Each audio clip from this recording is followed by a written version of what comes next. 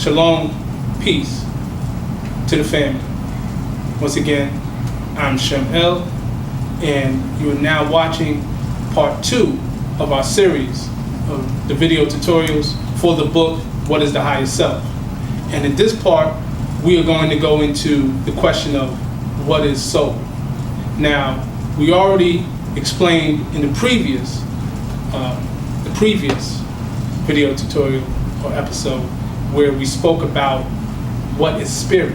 Because remember, as it's stated in the Most Holy Quran, it's stated that the higher self is human spirit clothed with soul.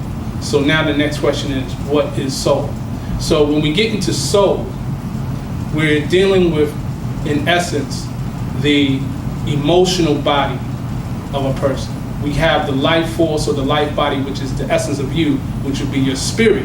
And remember, the word spirit comes from the Latin word spiritus, meaning to breathe or breath. Soul would be that emotional body. It allows us to have compassion, to express feelings and things of that nature. So while the soul can manifest in actual physical reactions, the essence of the soul is that which cannot be perceived by physical five senses. So I just wanted to point out, when we speak about emotion, another way to simply put it is emotion, because there's different definitions of the word emotion. Is what I like to use is emotion is energy in motion.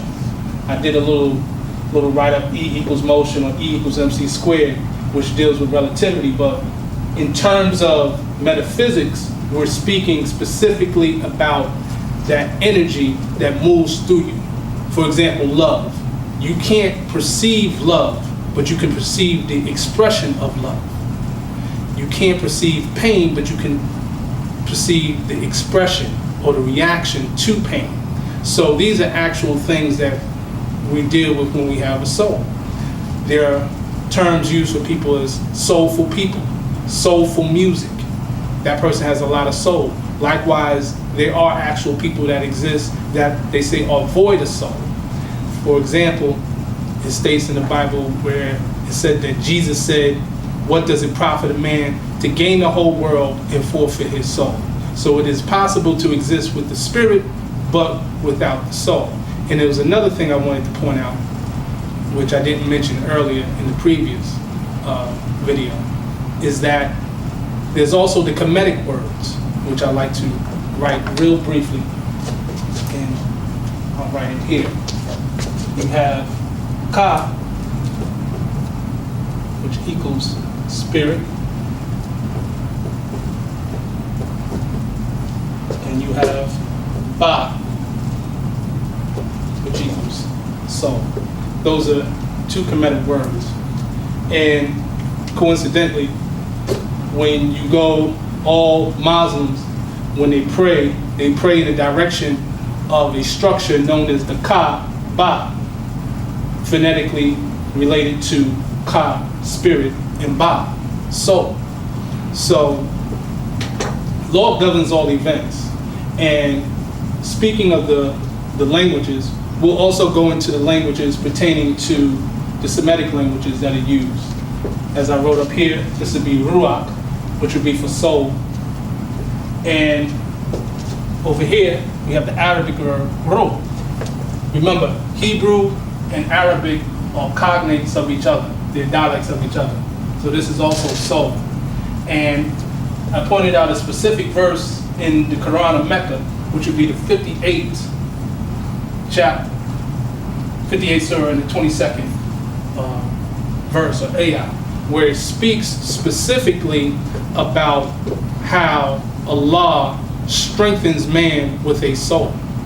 And I'm just going to briefly read that passage to let you know how it connects with the definition of the higher self. So with that said, we'll just go into it real briefly. And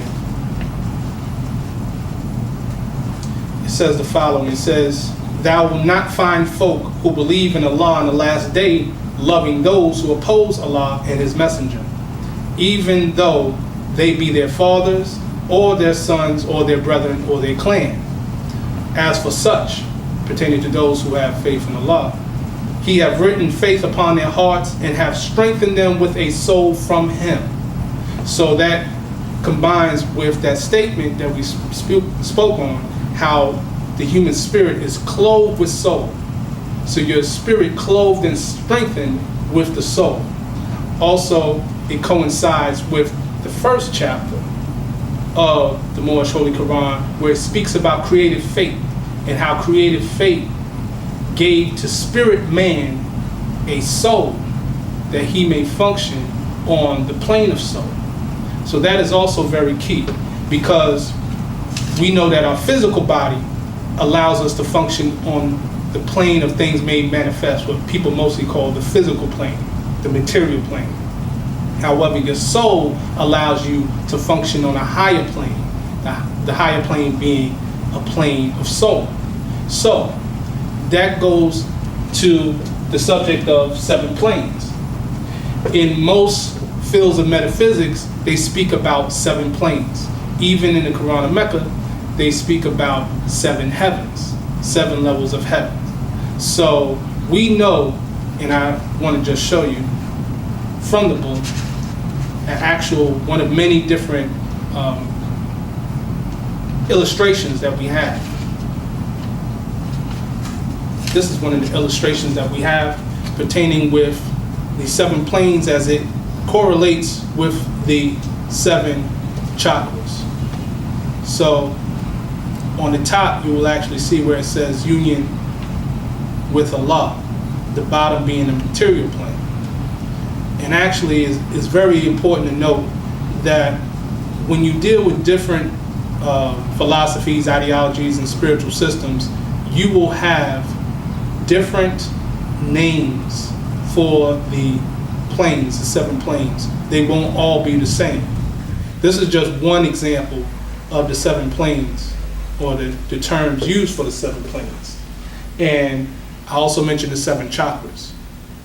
So the 7 chakras, which I'll go into here, 7 chakras. The word chakra means wheel or circle, which actually coincides with the term of the circle 7, which we have here.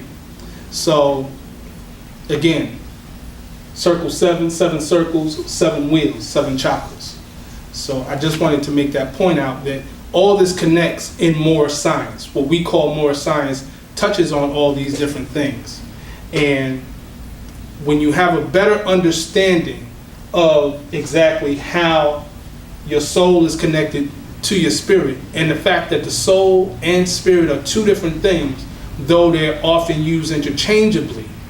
When we go into our ancient languages, it wasn't one word that was used for soul and spirit. There were distinct words. So we always identify the soul and the spirit as being distinct. So those are very key things that I point out in the book.